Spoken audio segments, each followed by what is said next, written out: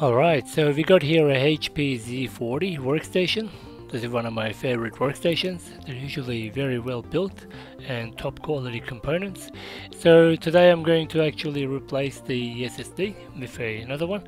And so basically to take the front cover off, 3 little clips, and then lift this lever all the way up, which can hold a traditional 3.5, 2.5 and the optical drive, as you can see.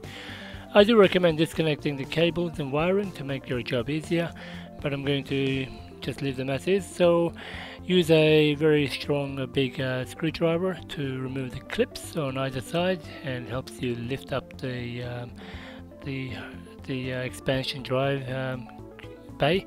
And you can see there the NVMe drive connected to the motherboard, and this design is actually fantastic. There's a massive heatsink on this covering the bottom and the top side, and it's located away from most of the heated areas of the computer, which will extend its life. This is a Samsung NVMe. It's an industrial level, I think. It's one of the older models, and they do get really hot, so they've actually implemented a very nice cooling shielding on it. And you don't find this in newer designs, or especially in laptops. You don't find it at all. Maybe you might find a thermal pad, and that's about it.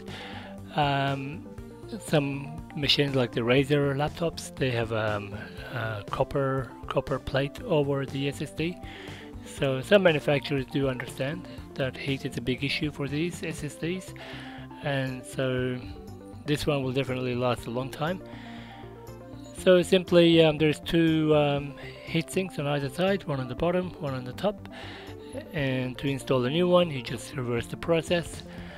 Don't lose any of these bits, you will need it to install it back into the motherboard. And to remove the big heavy, the top part, I do recommend using a prying tool so you don't damage the SSD. Unless yours is already damaged and you don't need data from it, it can be more tough. There we go. And there's a thermal pad on the top and the bottom as well, and there's a heat sink on either side. Very nice design. So I'm using a prying tool not to damage this one, because I'm going to clone it to a new one. And there we go. That's nice and out. Thank you for watching. See you in the next video. Thanks for watching. Please subscribe to support this channel.